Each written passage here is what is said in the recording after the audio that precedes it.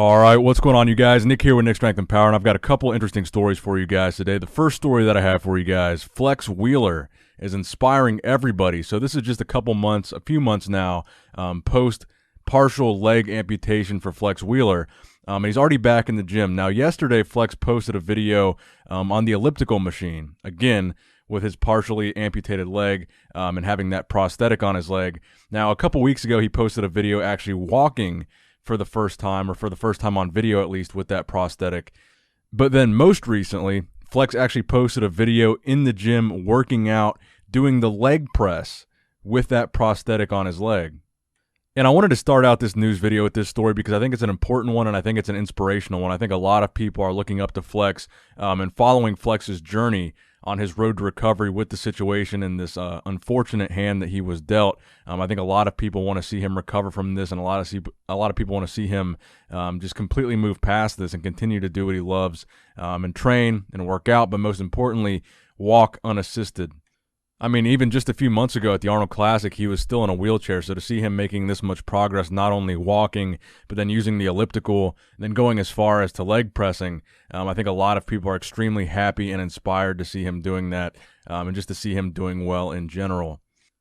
Now, next up in the news, Larry Wheels smashing PRs yet again. After about 12 weeks during the quarantine without being able to go to the gym, he took a lot of time off from training and a lot of time, unfortunately, off of PRs. He recently posted a video on his Instagram where he had an 838-pound deadlift triple, which is a PR for him. So that 838 or 380 kilogram deadlift was done for 3 reps with a dead stop at the top of each rep, making that a PR for Larry Wheels with that style of deadlift. So it's good to see Larry back making PRs and back in the gym. And hopefully we'll see a lot more stories like this as far as bodybuilding is concerned. I know a lot of bodybuilders have kind of fallen off the map with all the gyms being closed. A lot of bodybuilders' physiques are regressing right now, and no one's really showing off their progress. So hopefully we start to see more and more people, particularly in bodybuilding, getting back to the gym and posting updates like Larry is doing, getting back to their jobs.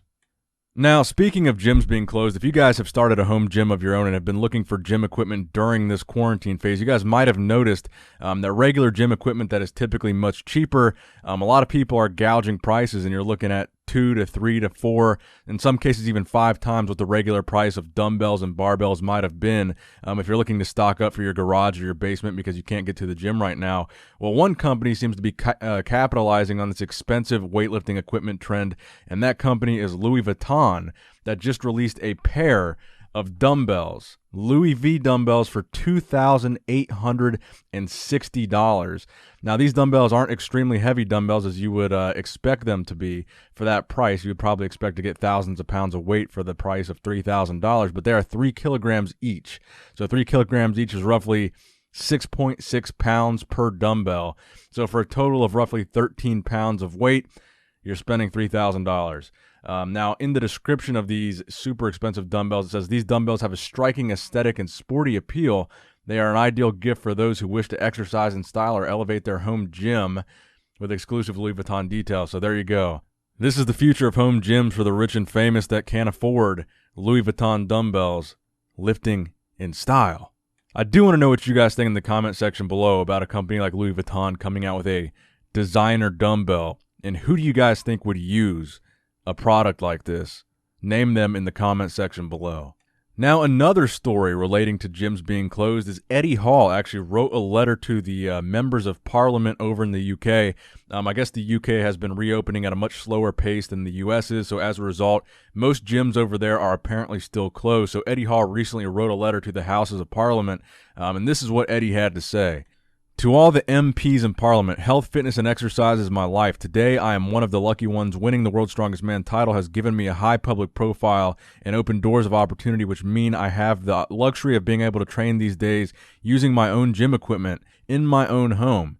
But it wasn't always that way. I've spoken openly and honestly about how I was when I was a teenager. I suffered from anxiety and depression, turning to drugs and alcohol and getting expelled from school. I would lock myself in my room for months on end, and at the lowest point would even contemplate trying to blank myself. Exercise and fitness became my passion, my distraction, my drive, my outlet, my reason to carry on, my savior. My happiest memories as a child revolve around visits to the local swimming pools, and I practically lived in the local gym throughout my teens and early adult life. I discovered that visiting the gym allowed me to release my endorphins and give me a feeling of self-worth.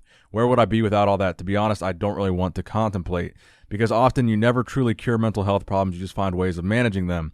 Millions of British people have been using visits to their local gym for exactly the same purpose, releasing pent-up frustration and pressure, and giving them a motivation to face the future in the best possible health.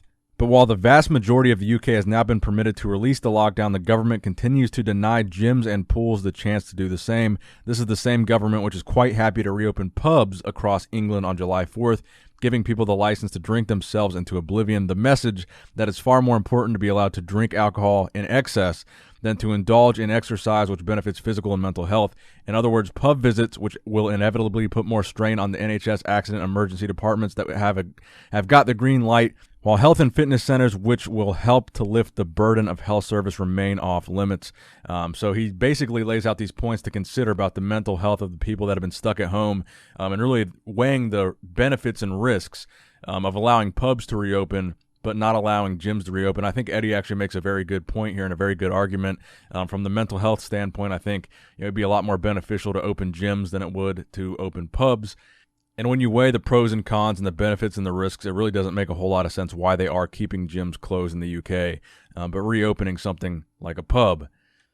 Now, next up in the news, back to bodybuilding news, Keone Pearson, who, as I reported in a couple news videos ago, he left Blackstone Labs and he left PJ Braun. He's no longer working with Blackstone and he's no longer using PJ for coaching services.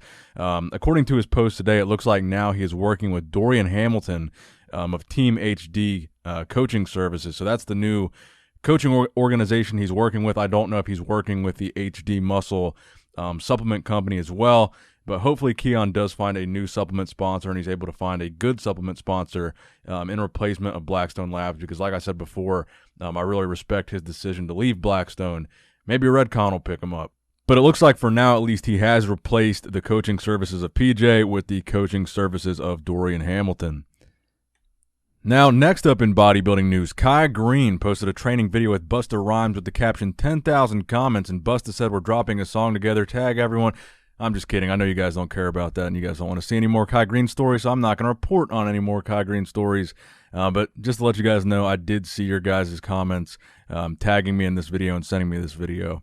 But no more Greene videos unless he actually confirms he's competing at the Olympia in 2020. But he did dress up like a girl the other day. Now, this next story that I have for you guys today, I wanted to update you guys on this CrossFit situation revolving around the former CEO, Greg Glassman. So Greg Glassman made some controversial statements about the death of George Floyd, about a bunch of other things, and then a couple weeks after that, he got exposed for a bunch of Me Too stuff. He had a bunch of allegations against him, all kinds of accusations. So essentially, when the original George Floyd stuff happened, he basically said, Greg Glassman said, he's going to step down as CEO and allow there to be a new CEO, but essentially CrossFit would still be his. He would still be a majority shareholder and own and profit from CrossFit. So even though he wouldn't be publicly, the public head of CrossFit, he would still be the owner and he would still be profiting from CrossFit.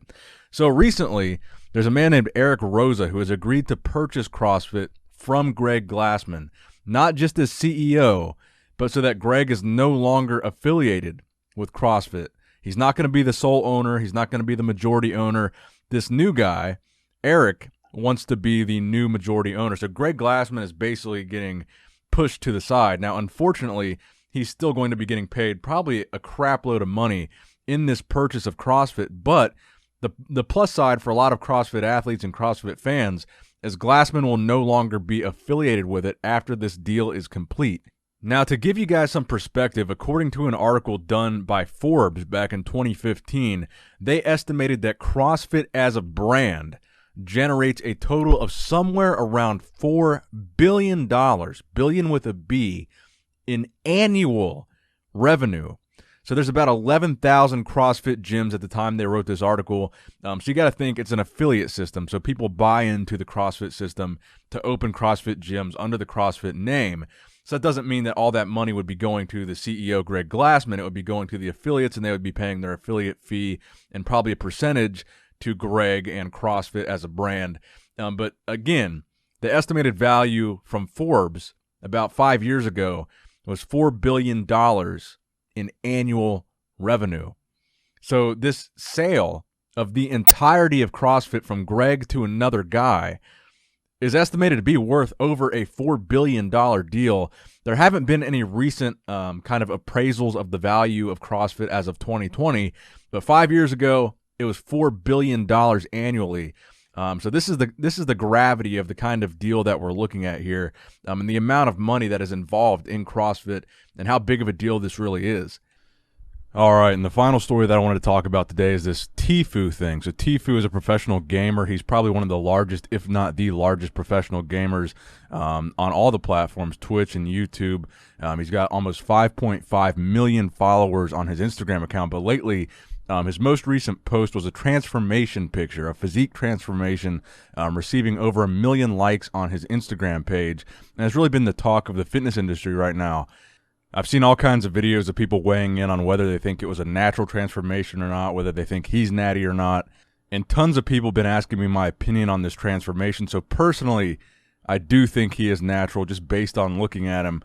He looks to have a totally attainable physique. A lot of people are speculating because he says the transformation was 6 months' time and it was such a dramatic transformation. There's no way it could have been natural, but I, for one, believe it is. I know for a fact this guy is worth multiple millions of dollars, and he's a gamer. So during quarantine, his job has been gaming from home. So he's got really the ideal situation. He's got all the money in the world to do whatever he wants with his physique, and I think people underestimate how much money and free time and the ability to kind of make your own schedule can benefit someone trying to transform their physique. Probably all that gym equipment you see in the background of that photo is probably in his house.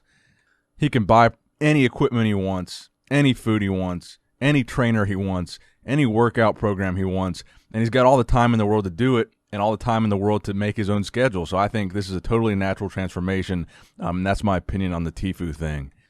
So that's going to wrap it up for the video today, guys. I hope you did, in fact, enjoy it. Please give this video a thumbs up if you did enjoy it. Please subscribe to this channel if you have not subscribed yet already. And as always, Nick Strength and Power, signing out.